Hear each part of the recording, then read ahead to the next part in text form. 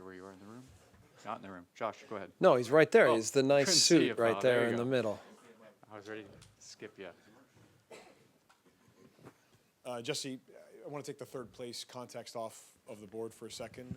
A lot of Canadians were disappointed by the result, I guess just to raise expectations in the team. And I know you say you don't, like, politics doesn't account for what's happening here, but certainly a lot of Canadians, when they see US and Canada on the headline, I feel a certain kind of way about it. Have you felt that within your team? I've talked to some of your players about it. They're becoming, with some of them living in Europe, they may not understand the context immediately. But do they understand kind of what tomorrow means?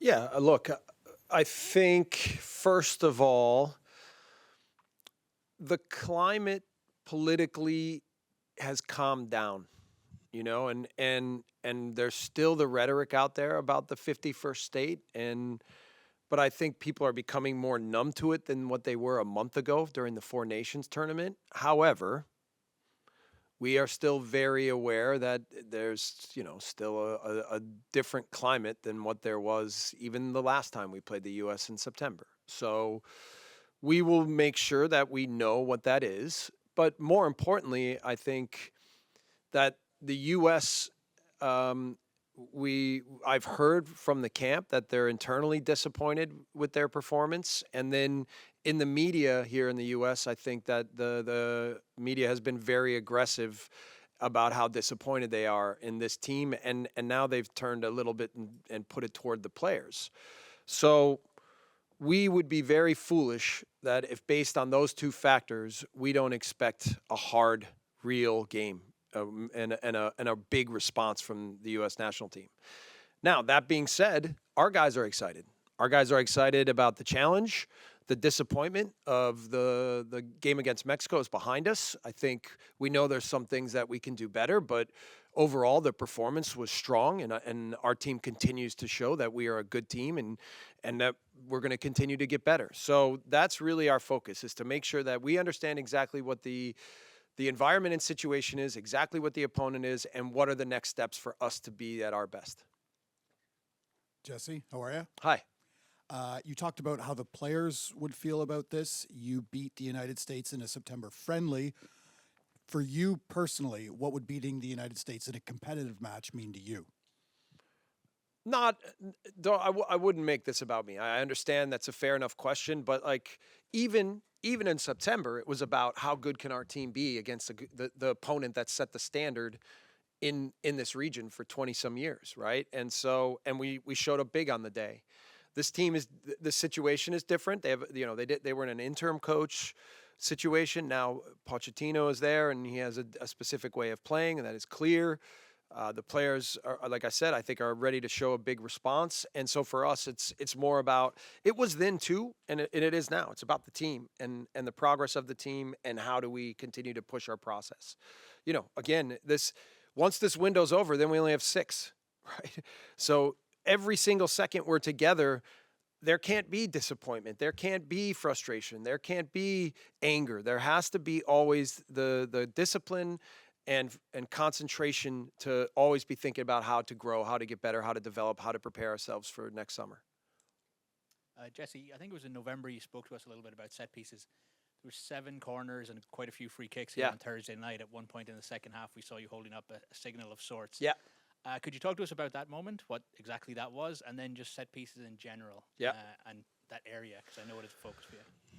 Look, so there's a few things with that. So that was us trying to like give some signals from the bench so that we were clear on what things we were going to try at different times. We may do some of that again. I think the players also we're just trying to create real clarity as to what kind of things we want to try. And I really value set pieces. We haven't been able to get a set piece coach in yet for several different reasons, but we're getting there closer.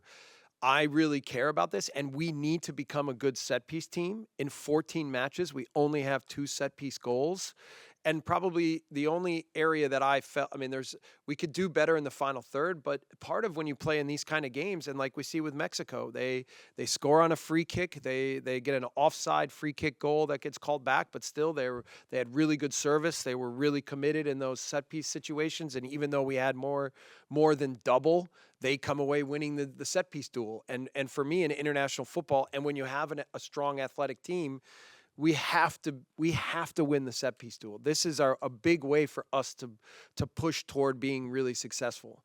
So, I'm gonna make that point with the team today because we have training later, and we're gonna make sure that we have a better performance from a set piece perspective tomorrow. Hi, Jesse. Doug Hi. McIntyre. Hey. Oxford's good to see you. Yeah, you too.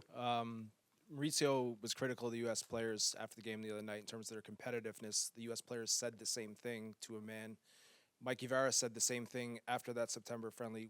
What do you think that response that you're expecting from the U.S. tomorrow looks like?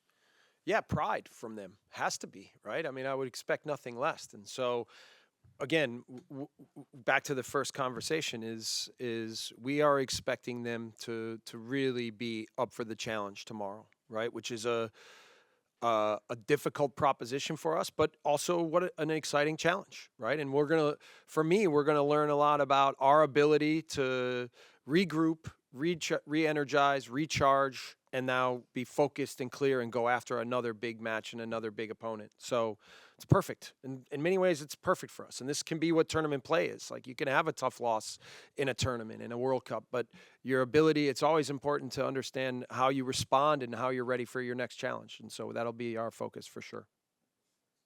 Hey, Jesse. Brendan Dunlop, Canadian Soccer Daily. Does playing in the third place match, the early match tomorrow, afford you more rotation and experimentation? Experimentation, I wouldn't say. I understand why you use that word. I would say, we're just trying to get the balance of which guys seem capable of being ready to perform again. And look, we haven't made lineup decisions yet, so we have to get through a couple guys picked up a little knock here and there, and just evaluating where guys are at physically. We'll get through training today. We'll prepare for what the U.S. is, and we'll probably, like I said, make decisions in the morning. I do think about, how to get certain guys going a little bit more. So certainly we've brought in Promise David and Daniel Jebison, but there's even guys like Nico Segur. There's Zoba Song, who we think really highly of. I think Matty Chouanier and Ishmael. I thought Ishmael had an outstanding game last time, and the combination of not playing as many games and Ramadan maybe caught up with him, and then he started cramping up. But Ishmael I thought was outstanding. So we have a few more guys to be thinking about. Okay, is this the kind of match that would be set them up for success and introduce them into the team the right way, and then how much of our other guys are ready so that we have a stable enough foundation for what we think this game is going to require. Hey, Jesse. I know you don't like making it about yourself, but what is it like for you to watch Tyler and to be on the other side from him this time? I think this will be the first time that I'll have coached against Tyler, right? Yeah, that'll be weird. I haven't even thought about it. I mean, it's no secret how much I love Tyler and how much I believe in him as a player. Certainly when just evaluating playing against them, he's a big factor. I think he's the heart and soul of their team. So we're definitely going to be hard on him. We're definitely going to limit his space. We're definitely going to be aware when we play through the middle that he's incredibly aggressive at winning duels and winning balls and pressing and counter-pressing. Maybe those are all products of things that I've taught him over the years. But what an incredible person, what an incredible player. I haven't thought about it, but we want to win tomorrow. Hey, Jesse. Hey. You've talked a little bit about what you expect from the U.S. playing for pride and the opportunity that this affords your team as well. But I think that's a little bit of the hope, right, for the U.S., that they do find that pride and self-motivation in a third-place game, and for you guys as well. How much is this a test sometimes as a coach to see? I mean, likely the atmosphere is not going to be great because it's a doubleheader and people will come in for the final. The disappointment for both teams of not playing in the final, to be able to see the mentality of players of the team to find it in a third place game and to have that level of competitiveness? All I can say is I can talk about our group is, so this will be my 15th match, I think. That's John, got to be ready, John.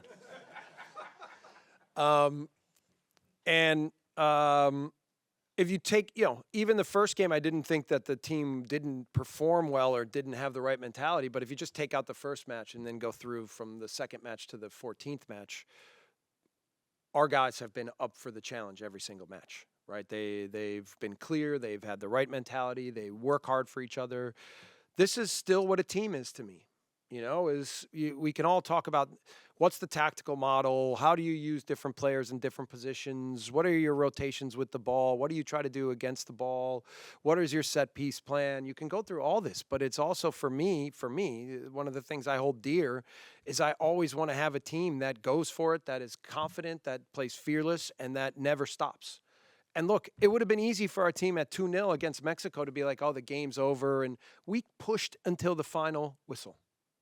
Right? And so even when I hear some people talk about, oh, there wasn't a good performance and what about this guy and what, our team is up for the challenge and has proven that and shown that game after game, time after time. And that will continue to be a foundation of our identity. Hey, Jesse. Henry Bushnell from Yahoo Sports. I'm curious, just both as an opposing coach now and as an observer over the years, are you surprised that this U.S. team hasn't progressed more over the past 4 or 5 years than they have? Not my job. Not my job. But look, the one thing I know for sure is that is a team of very good players. Some players I've coached, players I've watched for years, players I've played against in Europe. I am not underestimating their talent, and I'm certainly not underestimating the response that they're going to give to this match tomorrow. Hey, Coach. Katie Baker from The Ringer. I'm curious, in your time with the team, whether it's a game or a half or a sequence, is there a time that you look at as like a North Star for your team speed and a time where you're like, this is what I want to see, this is what we can be? Look, we have certain principles and concepts that we hang our hat on as what our identity of football is, right? And you could go, I think there's a number of games in Copa America. There's the matches that we've had in the fall that I think a lot of the ways that we want to play were clear and both in possession when we played against a deeper opponent, when we played against an opponent that wanted to press us. But what's really important to understand is within there is each opponent's going to also understand the things that we're trying to achieve and present us with different things. And so the game on Thursday is not going to look the same as the game tomorrow. And so our ability to be smart enough to understand who we are, but then to adapt what we're doing tactically, mentally, in every way to make sure that we can handle what each game is going to require. But certainly, we want to play the game fast. We want to show. One of the things I say to the players a lot is we are very athletic. We have to always look like it, right? We can't ever get caught in games where we don't dictate the pace and the speed at which the game is played and the power in which the game is played. Like, this is what we have. This is what we're good at. This is going to be our identity, continue to be our identity moving forward. And then we'll continue to evolve little things to be good in the areas that we think are vital and pertinent for each opponent. I don't know if that is that. I hope that's a good enough answer. Just to go back to the point about reaction to the game. What's the balance that you strike? Because I have been on the road with this team the whole time, and the emotional investment they've had to put into in crowds that were very loud, very raucous, just as the one last one, if not more. But there's a heightened expectation about this team. You're 15 games in. Yeah. You have, I was just doing the math, probably about 15 games minimum, depending on how long the run the Gold Cup is, all the way to 2026. Could you give that to John? That I'll text him that. Okay. Where should the expectations be with this team? Should there be a little more patience as you talk about you still want to bring in a set-piece coach and you still want to go ahead and solidify parts of your lineup and the depth and all that? Or should the expectations keep growing? They should. Look, with success comes expectations. Like, this is normal. And we're not afraid of that, And by the way, any expectations that you or the public had, trust me, the expectations inside the team were even higher. So of course they were disappointed, and it was a strange kind of game that led to us, not achieving our goal. But it's not going to sidetrack us. Let's be really clear on that. Like, it's going to make us stronger, and we're going to use it to make us stronger. So, yeah, I think, and then about you're right. As a CSA, we're still building. We're raising funds. We're able to then internally create a higher level of professionalism and create more resources. So, and I'm hopeful, the goal is that by June 1st, that Kevin and I and Casey and everything, that we've now kind of laid a blueprint that's ready to be put into practice from June 1st all the way through to the World Cup, because I think the team needs and deserves that, to have a full support system around them for at least a year in the preparation to the World Cup. Now, different federations have it different ways. The U.S. Soccer doesn't have to talk like this. This isn't their reality. But I took the job knowing that this was not just a project of building a team. It was a project of building an association, a federation, and also building the sport, continuing to build the sport in the country. And I'm passionate about it. I'm passionate about it, and it's not gonna nothing that's happening in the political world, with results, with anything that's happening, in our environment, is going to change our determination to put something in place that can be long lasting and can be very meaningful for the country. Jesse, over here, Jeff Carlisle from ESPN. You mentioned that you expected a big response from the U.S. team, but what were some of your takeaways of their performance against Panama? I mean, what jumped out at you, if anything? Those games are all Panama. Thomas Christensen is clever, right? Now he's played against the U.S. and he's maybe the kryptonite of the United States, right? But you have to give him real credit. He's an incredibly humble person. When we were here 3 weeks ago talking about his team, he liked his team, but he knows his limitations as well as in the association and where his players are playing. But he's gotten that team to wrap their head around the fact that they can be good against good opponents. And then he's created a tactical plan that tries to eliminate the things that the opponent's good at. So he's the classic, nullify Lex Luthor, this is what he does against good opponents, right? But it's effective. So, this is where I even say every opponent presents something different, and how do you take an identity that you're trying to build with a team and understand how to adapt it for what's going to be necessary in each match. So, that part, I think, look, I get that people have been critical of the U.S. team, but I think that also, and just like us, people, if you want to be critical of us, you got to give Mexico some credit. You got to give Panama some credit. I think both of those teams put together two very good performances, and now it'll be a good match in the final. Jesse, you were critical of the officiating after the last game. Your players were critical of the officiating after last game. What kind of conversations have you had with the team since to prepare them for the, let's call them variables, that the officiating can variables present? is a good way to describe Thank you. it. I would say that my frustration paled in comparison to their anger. And the reason why is because I think they felt that disrespect for a long time. Look, man, there's no debating, okay? You could, there's always this 100% penalty, 1,000% penalty, blah, blah, blah. For me, it's a penalty. Just stop, okay, point. And the fact that it's not even reviewed is, like I said, inexcusable. So, you're, and I talked about Mexican savviness, and I talked about our players responded well. They put some pressure on the referee, I think, but weren't disrespectful. As a staff, I know some other staffs, if they were in that situation, in the halftime, they would attack the referees and put real pressure on them. We try to be a reflection of what we think our community and our country deserves, right? But it does beckon the question, how do we gain more respect and earn more respect in these kinds of situations? So look, it's not about excuses. It's about competitively finding ways to make sure that we give ourselves the best chance in big games. And so, again, I think the players have moved on. And even I give them credit, because as aggressive as they were at the referee at the moment, Then when the decision was made, they got right back in the match and then continued to push and do everything they could in the match. Like this group is special that way. Their desire and commitment to try to do everything and learn and grow and be savvy and smart and good and strong and competitive and is all on track, right? And it's just now continuing to build those overall levels of how we handle everything and how we can help boost our chances of winning any match in every way. It's the best way to say. That's it.